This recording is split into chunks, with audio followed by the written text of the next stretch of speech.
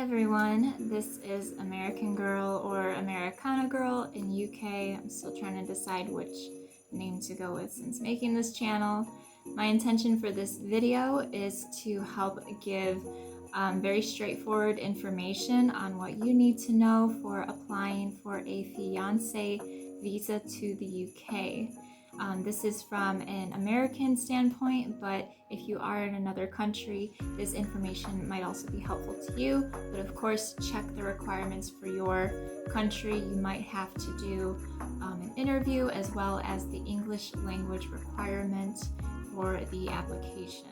And in true UK fashion, I have the Beatles poster behind me. So I first want to make it very clear that I am not a solicitor. I'm not trained in this. This is just my own personal experience and how I applied and gathered the evidence and materials needed for this fiance visa in hopes that it will help you, because I know it's a very stressful process, and I searched all over the internet and looked for any sort of helpful videos on what to expect and whatever I needed to have a successful application and to make it go as smoothly as possible. So you only want to apply for this fiance visa if you are from another country wanting to marry and join your partner in the UK and live there. So if you just want to get married there, but then you guys are going to come back, that's a whole other visa. And I mean, go back to wherever you live, but this is specifically if you want to live in the UK with your partner. So the light got really weird for a second. But yeah, you want to make sure that you get married within the 6 months of the fiance visa time that it is approved. You will get a vignette, it's called, which is going to be in your passport. So you have to send your actual passport, which I know is scary, but you have to send your actual passport to them with your application and appointment confirmation from your biometrics. And they are going to place that vignette into the back of your passport where it has the visa section, and that will have your approved visa in there, and as well as the time frame that you have to go there and when it expires by. So at the time of applying, this was March 2022 for myself, the cost of the fiance visa was $2,064 US. That was total.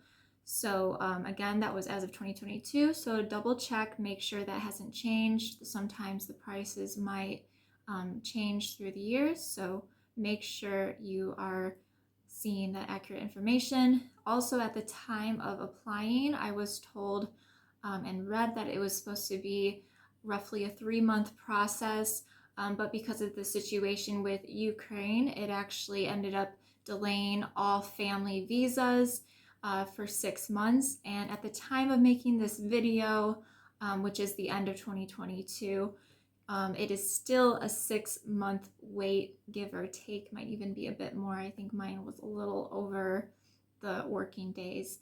But just to give you an accurate timeline, that is what you are looking at as far as waiting, which it is a very hard wait. It is a long process, but you just have to be strong and have each other, support each other through it.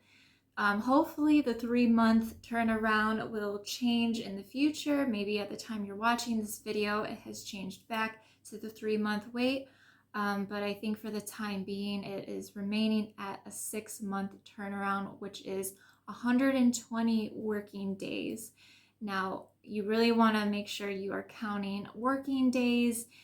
So that means no weekends and no bank holidays as well. So you want to look at the UK bank holidays, and that will give you a good idea of when you will hear back. So most people, from what I have seen, didn't hear back for around 115 to maybe close to the 120th working day of when they either hear back needing more information or that a decision was made. So you can find out the status of your visa application by emailing them or by calling them. You do have to pay a small fee per minute, I believe. I think it's per email, and then if it's a call, it's per minute. So you want to just be very quick with your questions that you have. Usually if it's just to ask the status of your application, they're going to ask for your GWF number, which is the reference number. So you always want to make sure you have that on hand. I had to reference it a lot, even with trying to check the status online of it. But unfortunately, the online way of checking it is not very helpful. It doesn't ever really update. I don't think mine ever updated. Some people it does, and others not so much. So it's kind of a win-lose situation with that. It either works or it doesn't. So once you are ready to apply for the fiance visa, when you go onto gov.uk to apply for it, it's going to ask you some series of questions. So make sure you just answer them honestly and accurately. Take your time with it. Make sure you've set a day for yourself to go through it so that you don't feel rushed. And then once you get to the end, it will ask for the payments. Make sure you talk to your bank about authorizing your card to be able to work for the payment, since it is such a big amount. So once you have applied and you have paid for your fiance visa application, it will then prompt you to a new page where you will upload all of your evidence. So I highly recommend having all this evidence that I'm going to go through ready to go when it's your time to apply, or when you feel ready to apply for this.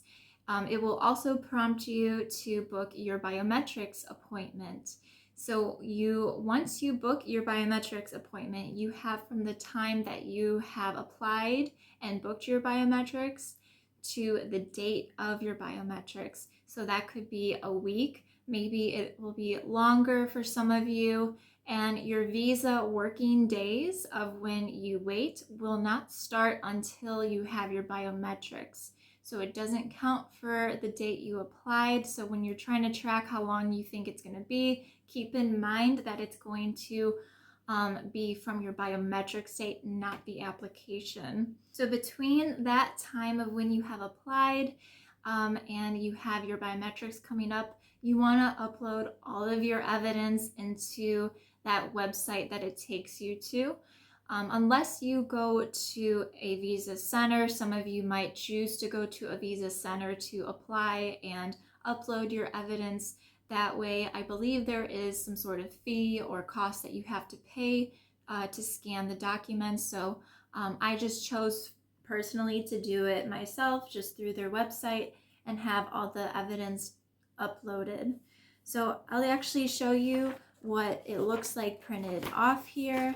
I'm just going to hide my reference number, but this was all the evidence printed out here, and we're going to go through. So that was each thing that I uploaded.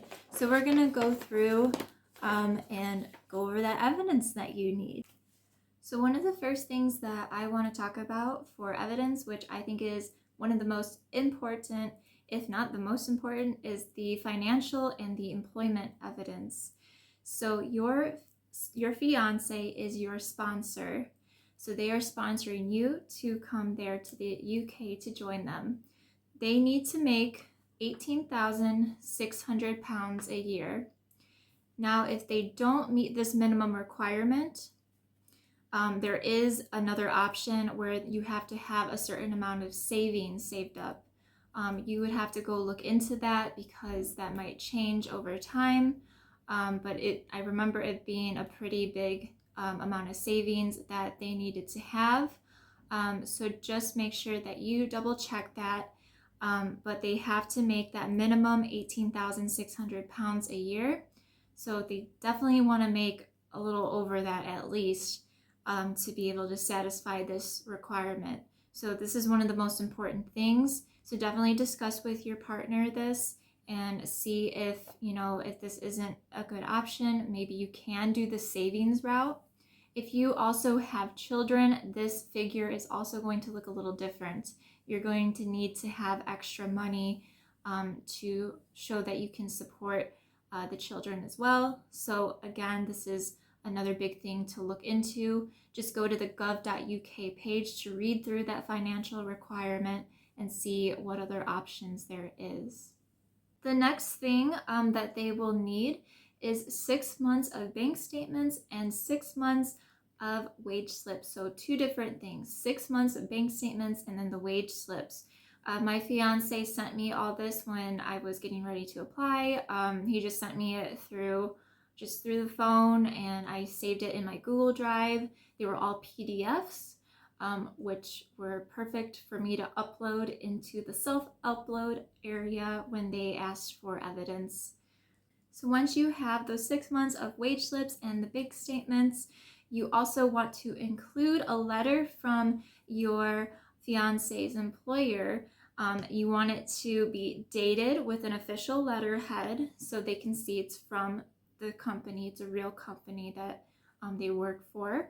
That is dated and states your fiance's name, position, the income, and how long they have been employed there. They can even provide a short character reference if they wish, but that's not necessary. But if they would like to, my fiance's manager did that for him, which was nice, but again, wasn't needed, but it was a nice character reference to have. Just ask them to keep it very brief though, because the visa people aren't really looking for extra evidence, so so they know that they have been employed there for at least 6 months and makes that amount of money per year and exceeds that financial requirement. Another thing to include that they ended up asking us for, which isn't listed in the requirements, but I guess isn't a bad idea to include this anyways in case they also ask you, is to have your fiance take screenshots of the money being deposited into their bank account. So it'll list all the other transactions that they will make, and it will include the amount that they earn being deposited into their bank. So I just highlighted that. So I printed it out, highlighted it, and scanned that in when they had asked for that evidence. So as you can see, the financial part seems very tedious, and that's what they just really want to make sure that everything is all good with that. The next thing that I will talk about is the accommodation, which of course is also important. They want to make sure that you can be adequately accommodated in the UK when you're with your fiance. So if your fiance has roommates or if they're living with anyone else, they want to know that there is enough rooms in the home or the flat to where you can be accommodated and it's not going to be overcrowded. So for example, if you live with another person, they want to just make sure that it is a 2-bedroom flat or house, and that nobody's sleeping on the couch, or it's a 1-bedroom with 2 other people and you guys are on the couch or in a room and everybody else is on the couch or something. So they just want to make sure that you can be adequately accommodated. So this can be proven by getting a letter from your landlord, and if you own your own home, you can also provide that in your mortgage statement or your contract. That's what I was looking for. A contract that will say and state the number of rooms and the address, of course, of where you will be living and staying. So if you need a letter from your landlord, if it's a rented property, you will want them to state how many rooms there are and who lives at that address, and that also they are supportive of you coming there and that they have no issues basically with you coming to live there. I'm just throwing this in here because I'm coming back to the video and I'm not sure if I said this from the accommodation, but you want to make sure that your sponsor, your fiance, provides the tenancy with their name on it as well. So I just wanted to make sure I said that if I wasn't clear when I was talking about providing the accommodation evidence. So make sure that the tenancy agreement is included when you upload that. My fiance sent me a scanned copy of it, and I was able to upload that into the self-upload area. The next thing that you want to provide is your relationship evidence. So I personally provided a little too much, only because I was confused on what the requirement was originally for it. I read on their site, the gov.uk site, something about the 2-year requirement, and I thought that had to do with what I was applying for, but that was for a separate visa. So you do not have to prove that you have been together for 2 years. So I, of course, at the time went all the way back and was showing proof that we started talking in the end of 2019 into 2020. So, and we started dating each other, obviously long distance, but you do not have to do that. So do not go overboard with providing too much of that. I definitely did, but I got confused with that. So at least the evidence was there though, and there was no issues with that. So obviously you want to prove that you are engaged. So, you know, have pictures together with you guys getting engaged. If you did photos too, you can include a couple photographs of your engagement. If you had like a photographer or something, or phone pics are totally fine too. Obviously you want to show a couple more pictures too, just of you guys together. But yeah, you don't have to really go too overboard on the pictures. I actually used Canva, which is an app you can also download on your phone. And I just put a little slideshow, and keep it short because the file can get really big, and I actually had to take some stuff out when uploading to the self-upload for the evidence. So you want to keep it pretty short and sweet. But again, if you won't be like me, you know, going all the way back 2 years. And of course the file was too big because I mistakenly thought you needed to show 2 years of that. But that is for a totally different visa, like I said. But yeah, just put in some, I took screenshots of call logs, video logs. So we used WhatsApp and Snapchat to mostly talk with each other. So on WhatsApp, I just went back and just took a screenshot, like one per month. And I guess, I mean, you could go like up to a year. I would probably do at least 6 months. I would say probably not anything less, because you want to, you know, make it seem obviously that you've been together. But if you've only been together for maybe a few months, and it just depends on your situation. You know, some people were together longer but didn't get to see each other, maybe because of the pandemic and things like that.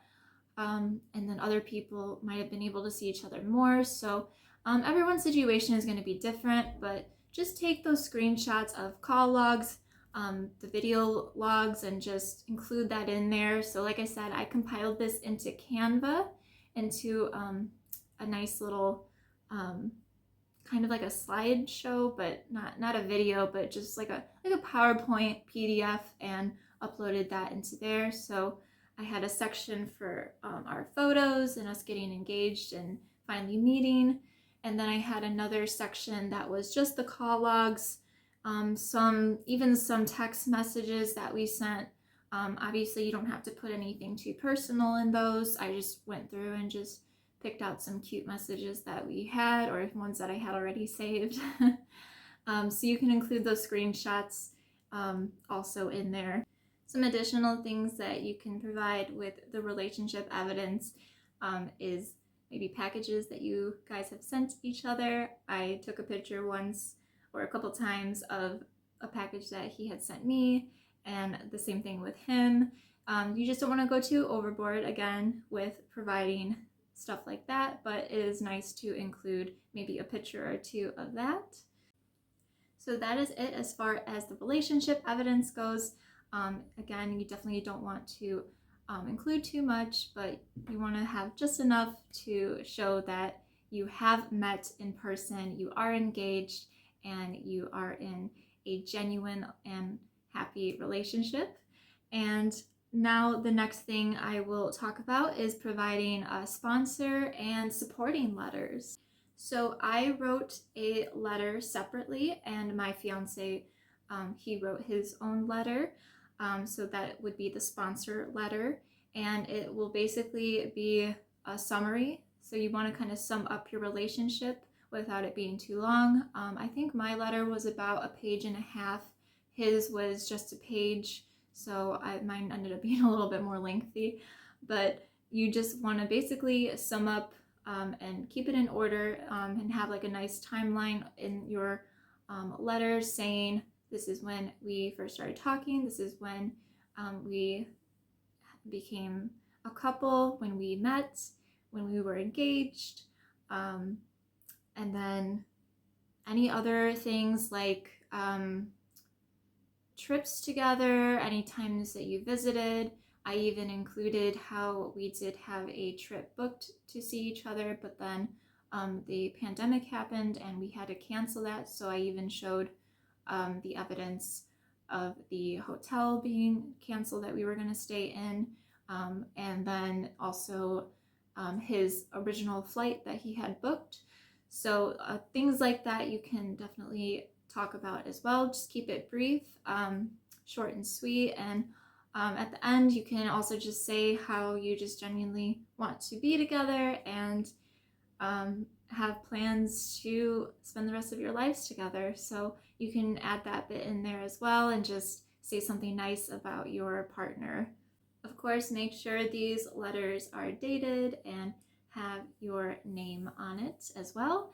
And for the supporting letters as well, if they can provide their names. So for the supporting letters, you can have friends or family. Basically, just write a short letter in support of your relationship. I think this is an important thing to also have part of this too, especially if you are in a situation like I was in, where you only were able to see each other once over the course of your relationship because of, unfortunately, the circumstances of the world. So I think having that was just nice to have and show that you do have a relationship that is supported by your friends or family. So I had a letter written by my grandparents. You could also have your parents write a letter. And then I had a friend write a letter. And then he did the same thing. He had a family member write a letter, and then he had a friend write a letter as well in support. In these letters, our friends and family members just basically stated how they are in support of our relationship and just gave some kind words about one another, which was really nice to include in that. So again, just keep the letters short and sweet from your supporting letters there. It can just be even in an email, and just take a screenshot of it and upload it through the website, which is what I did as well. Another thing that you will need to upload to is you will need to have a scanned copy of your sponsor's passport. So he or she will need to go and get that scanned so that you can include that in your self-upload area. You will have to send your physical passport out, of course, but they just need to send you a scanned copy of it. So you have applied now, you have paid for the fiance visa, you have uploaded everything that you needed to, and you have your biometric appointment, or you've done it now at this point. So I will say, I'll just say real quick with your biometrics, what you can look forward to. Basically, you will go in and you will get fingerprinted, and then they will take a photo of you. It's pretty quick. There might be a line, but I got pretty lucky. Mine was very fast. You were just pretty much in and out. They might be a little bit moody, but you just get in and out and then you're done. And then you are able to send your biometric appointment confirmation. You're going to put it into your envelope with your proof that you paid for your visa and your passport. That's all going to go into your envelope here. I put mine in this here, and it was a folder like this. I think it was more of a packaging type folder that has the bubble wrap in it, so it was nice and safe. But this size, basically. So you will put that in there, and you will have your tracking number. So you have the option when you apply if you would like to make your own through the post, if you'd like to do it that way. I just did it through the site to keep it easy. Let me see if I can find what I paid for it.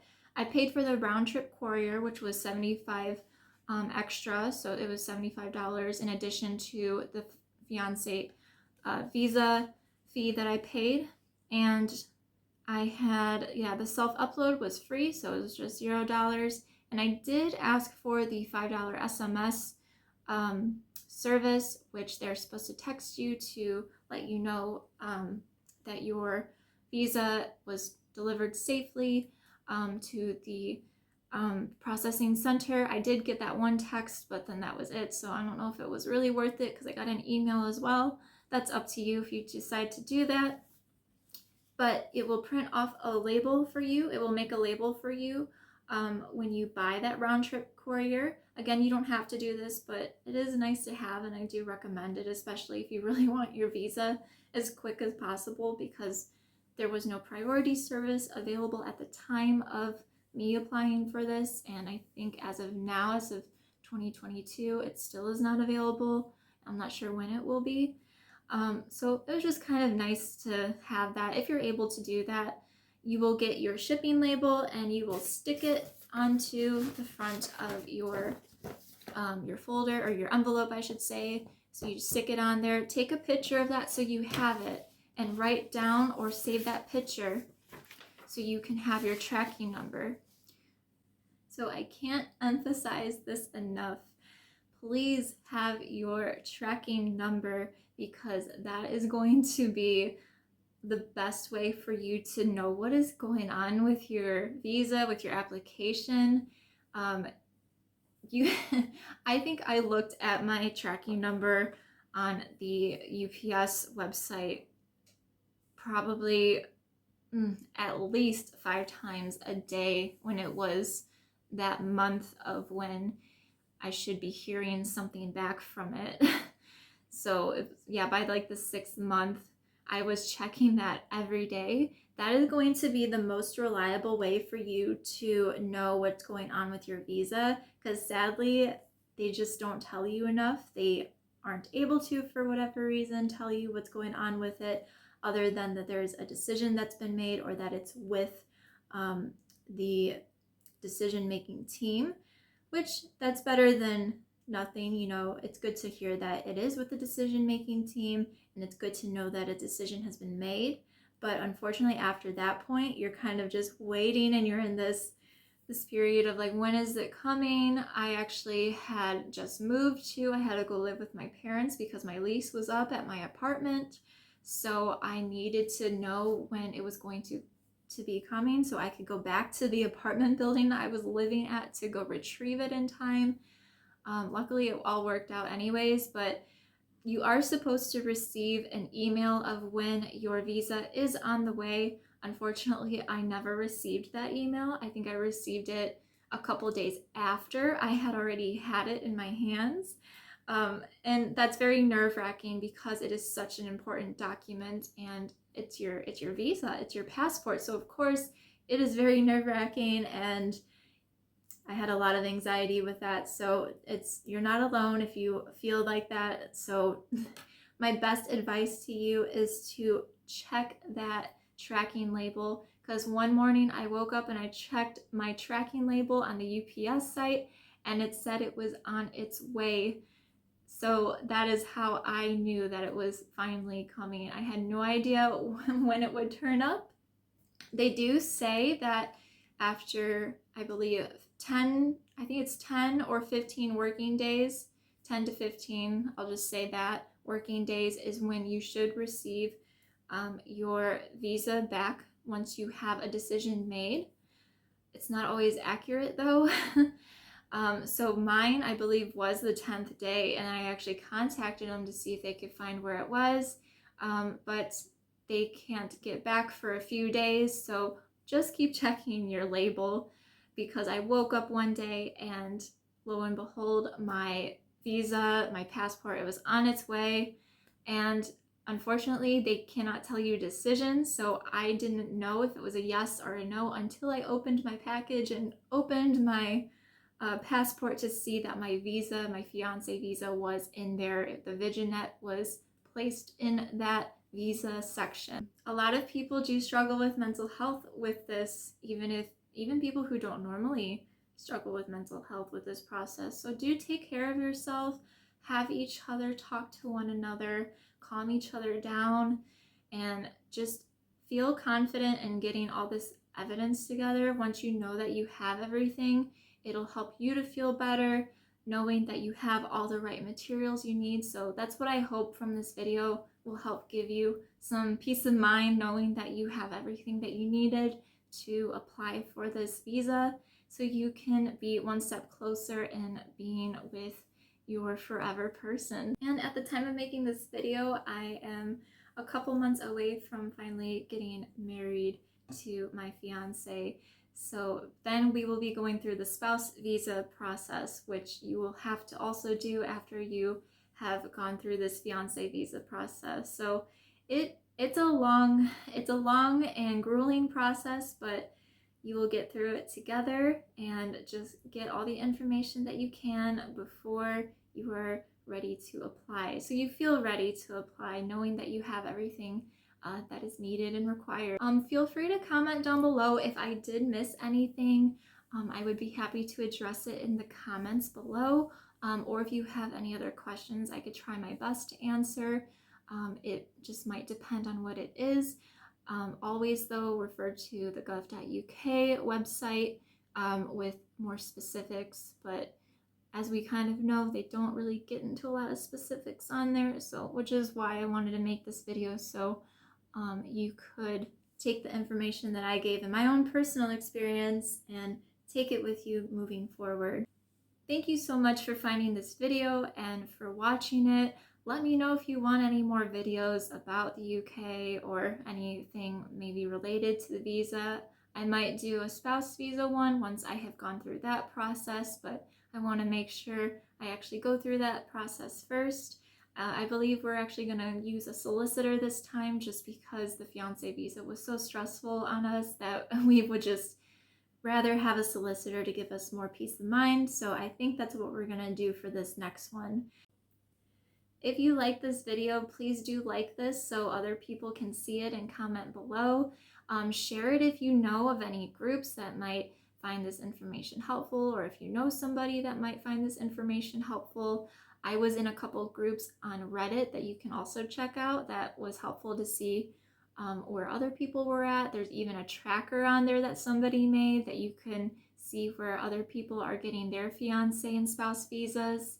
I wish you all the best of luck and hope that you guys will be joined and reunited soon. Thanks for watching. Bye!